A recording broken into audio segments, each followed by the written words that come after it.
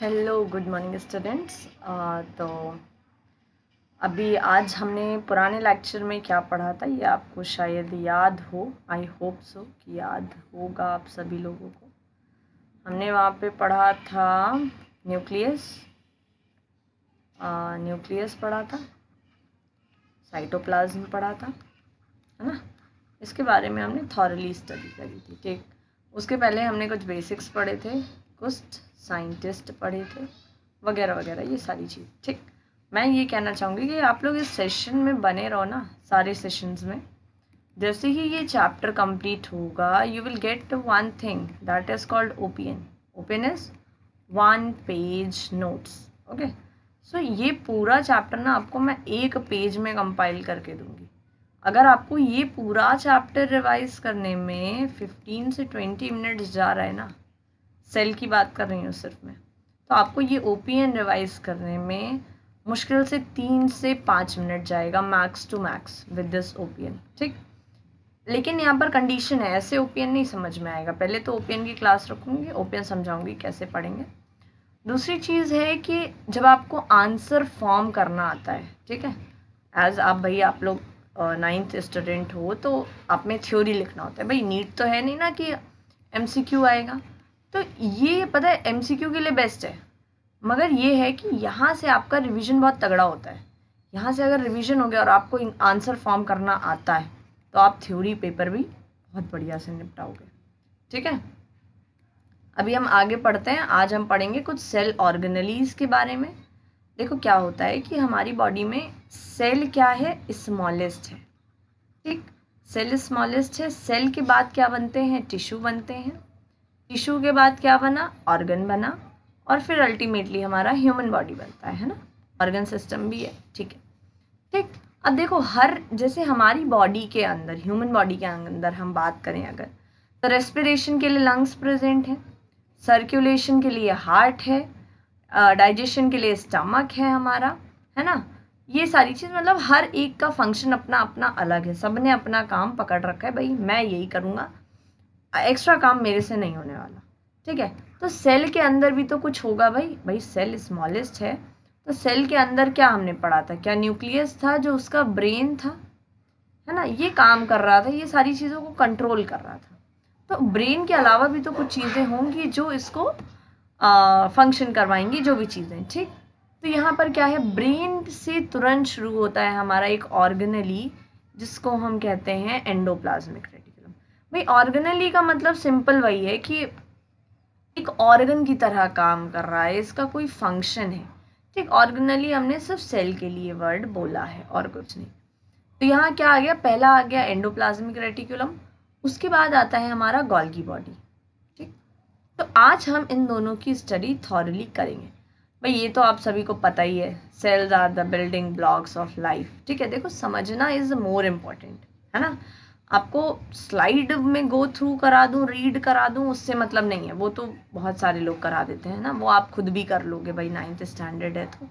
लेकिन ज़रूरी जो है वो कॉन्सेप्ट को समझना है। ठीक, understanding how they function to understand itself, जो भी है। ठीक है, मतलब कि हम उसका फंक्शन समझेंगे कि कैसे एंडोप्लाज्मिक रेटिकुलम क्या काम करता है और कैसे गोल्गी अपैरेटस उसके साथ कैसे काम कर रहा है। ठीक, तो देखो आ गया हमारा एंडोप्लाज्मिक रेटिकुलम। चलो अब भाई कुछ बच्चे ऐसे भी होते हैं जिनको भाई रीडिंग से ही समझ आता है, चलो फिर हम स्लाइड में पढ़ लेते हैं। नेक्स्ट स्लाइड में हम समझेंगे कि कैसे एंडोप्लाज्मिक रेटिकुलम वर्क कर रहा है। एंडोप्लाज्मिक रेटिकुलम क्या है, ये एक नेटवर्क है, यानी बहुत सारे होंगे, ऐसा नहीं है कि बस एक इतना सिंगल है। हो सकता है इसके आगे अटैच्ड हो, ये आगे और बढ़ा हो इधर साइड न्यूक्लियस से ना। अगर इसका मैं एक एक्यूरेट डायग्राम बनाऊं तो वो कुछ ऐसा बनेगा। ये भाई हमारा न्यूक्लियस है, न्यूक्लियस से ही अटैच होके आपका ऐसे करके कुछ कुछ ऐसे ट्यूब लाइक स्ट्रक्चर्स बने हुए हैं, और ये आगे भी फैला हुआ है। ठीक, समझ में आया। तो मेम्ब्रेनस ट्यूब्यूल्स हैं। ट्यूब्यूल क्यों, क्योंकि भाई ये ऐसे हैं कुछ ऐसे। ठीक, और ट्यूब्यूल मेम्ब्रेनस इसीलिए क्योंकि इनके ऊपर एक मेम्ब्रेन है, जैसे सेल के ऊपर एक सेल मेम्ब्रेन थी, न्यूक्लियस के ऊपर न्यूक्लियर मेम्ब्रेन थी, वैसे ही यहाँ पर भी है।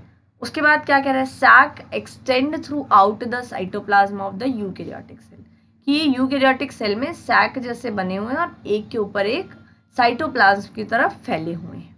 उसके बाद क्या कह रहा है, क्रूशियल रोल क्या है भाई इनका, इनका काम है प्रोटीन सिंथेसिस करना, लिपिड मेटाबॉलिज्म यानी लिपिड सिंथेसिस कराना, और कैल्शियम का स्टोरेज कराना। ठीक, द एंडोप्लाज्मिक रेटिकुलम देखो भाई अब दो टाइप के होते हैं। ठीक है, पहला होता है RER, दूसरा होता है SER। अब भाई RER SER क्या है, RER है रफ एंडोप्लाज्मिक रेटिकुलम, SER है स्मूथ एंडोप्लाज्मिक रेटिकुलम। ठीक, रफ क्यों कह रहे हैं हम, क्योंकि यहाँ पर हमारे कुछ छोटे छोटे सी चीज़ें हैं जो इसके ऊपर चिपकी हुई हैं। अब ये चीज़ें हैं क्या, ये हैं हमारे राइबोसोम्स।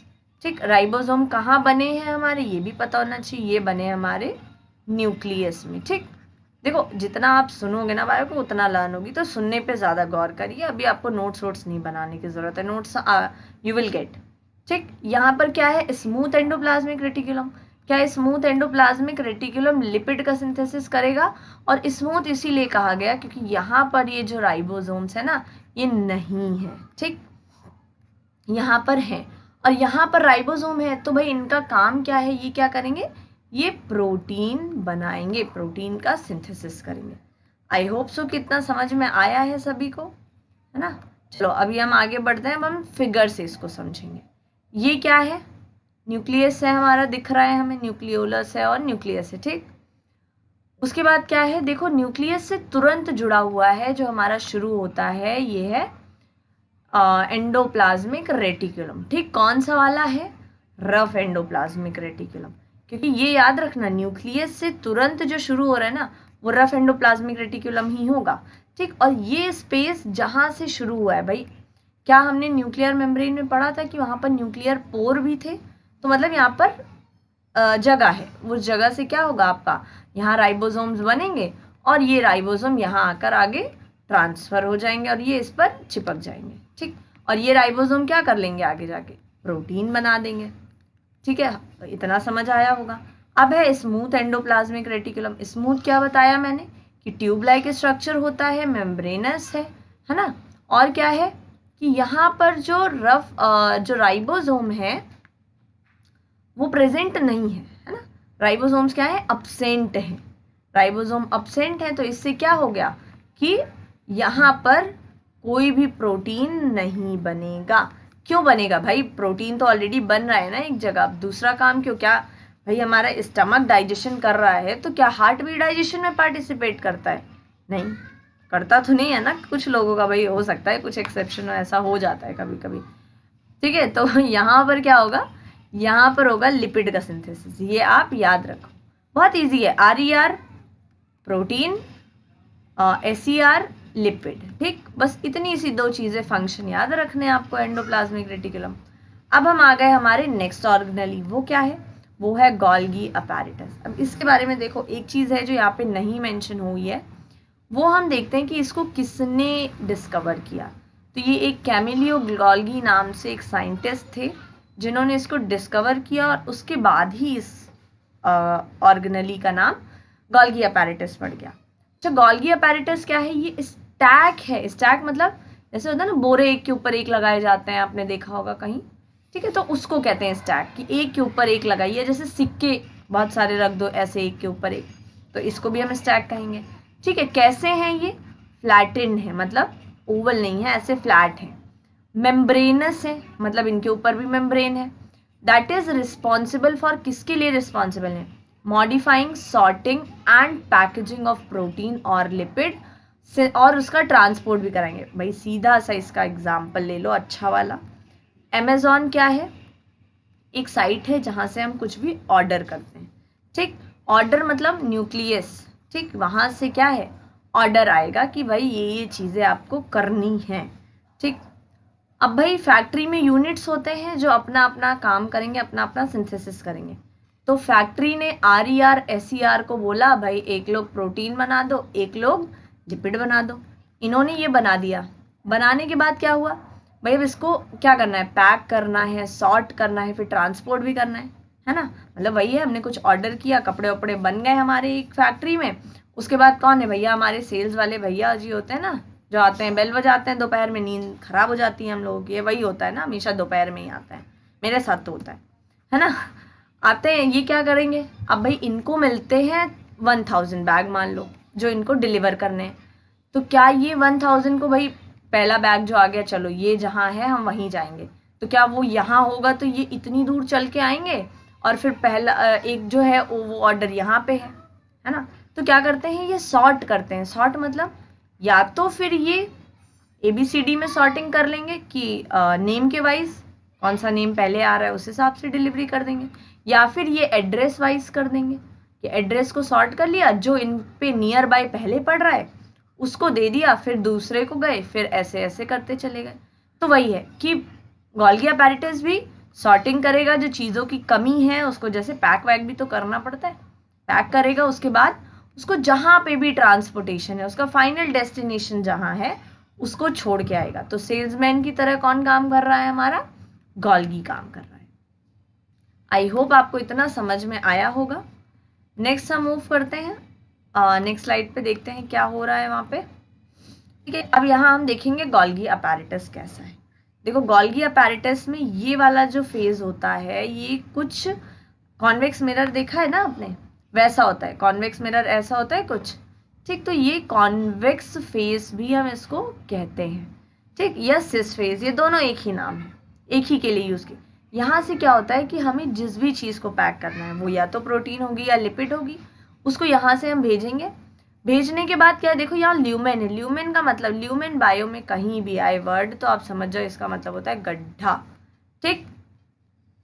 उसके बाद यहाँ पर सिस्टरनाई होते हैं, जैसे ये होता है ना, ये एक सिस्टरनाई है, ये दूसरा सिस्टरनाई है, ये तीसरा सिस्टरनाई है, ठीक।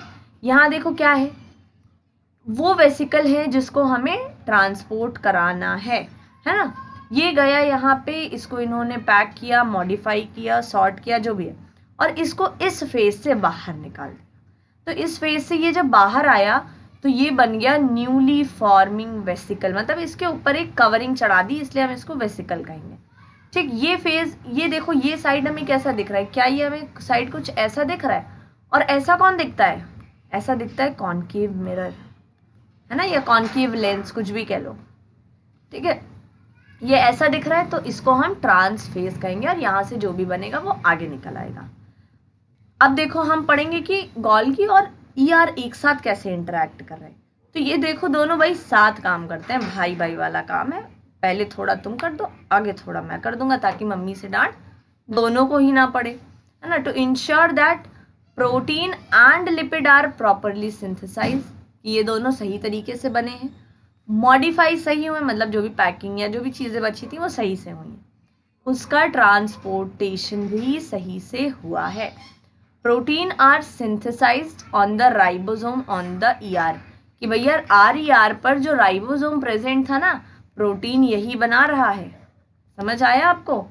And then transported to Golgi for modification and sorting, कि अब ये प्रोटीन कहाँ जाएगा, ये जाएगा गोल्गी के पास, जहाँ इसका सॉर्टिंग हो जाएगा या फिर मॉडिफिकेशन हो जाएगा। Golgi then package the protein into vesicle for transport there, कि भैया अब ये प्रोटीन आया है तो इसको किसी को भी गिफ्ट देना है, किसी को कुछ पहुंचाना है। भाई हमारे भी कपड़े ऑर्डर होके आते हैं तो क्या ऐसे ही आ जाता है, नहीं। T-शर्ट मंगाई तुमने ऐसे ही आ जाएगी, नहीं भाई, उसके ऊपर एक कवरिंग लगी रहती है ना, पन्नी लगी रहती है, या कोई पेपर लगा रहता है, कुछ भी रहता है, कवर होता है, ठीक। तो इस जब ये पैक हो गया तब हम इसको कह रहे हैं वेसिकल, समझ आया। अब देखो इसको हम फिगर से भी समझ सकते हैं कि मेकिंग प्रोटीन का रिव्यू क्या है। भाई देखो ये रफ एंडोप्लाज्मिक रेटिकुलम है, यहाँ राइबोसोम्स है, इसने क्या किया, इसने प्रोटीन बनाया, ये प्रोटीन आगे चला गया, ठीक है। ये जब गया गोल्गी के पास तो गोल्गी ने इसको जो भी चीज़ें थी उसको पूरी करवा दी, मतलब जो भी मॉडिफिकेशन सॉर्टिंग बचा था वगैरह वगैरह, इसको यहाँ आगे और भेज दिया, है ना। और आगे ये प्रोटीन जहाँ भी पहुँचना था पहुँच गया, जिसको नीड थी वहाँ पहुँच गया, ठीक है। अब कंक्लूजन क्या आया कि in the endoplasmic reticulum and Golgi apparatus are essential organ that plays a crucial role in the proper functioning of a eukaryotic cell. देखो हमारी जो ह्यूमन बॉडी है ना, ह्यूमन बॉडी में सबसे ज़्यादा जो अमाउंट में नीड होता है वो है प्रोटीन, ठीक है। और इसलिए भी क्योंकि ये एक बॉडी बिल्डिंग फूड है, अगर हमने इसको प्रॉपर अमाउंट में नहीं लिया है तो क्या होगा कि मतलब जो हमारे सेल्स का फंक्शन है, जो हमारी बॉडी का ग्रोथ है, डेवलपमेंट है, वो पूरी तरह नहीं हो पाएगा। ठीक है, इसीलिए RER का और गोल्गी का प्रॉपर फंक्शन करना हर सेल में बहुत ज़रूरी है। ये जब फंक्शन करेगा तभी हमारा एक यूकैरियोटिक सेल प्रॉपरली लाइव रह पाएगा। Understanding their function is a complex word of cells. ये तो बस ऐसे ही लिखा है, ठीक, समझ जाओ। बाकी थैंक यू कि आपने ये जर्नी मेरे साथ इस सेशन को कंप्लीट किया। अगर आपको कोई भी क्वेश्चन है, कोई डाउट है इस सेशन से रिलेटेड, तो you can comment below, I will answer them. और बाकी आप मुझसे टेलीग्राम पे कनेक्ट हो जाइए, जहां आपको इस चैप्टर के सभी नोट्स मिल जाएंगे, OPN मिल जाएंगे। ठीक है, OPN जैसे ही चैप्टर कंप्लीट होगा आपको वहाँ पे मिल जाएगा। आप इंस्टाग्राम पे कनेक्ट हो सकते हो, ताकि आपको जो भी हमारा नया वीडियो आने वाला है उसकी लिंक आपको वहाँ पर मिल जाए और आप अपडेटेड रहो उस शेड्यूल्स को लेकर। ठीक, बाकी थैंक यू। आई होप कि आपको ये पूरा चैप्टर बहुत अच्छे से समझ आ गया हो, ये सेशन समझ आ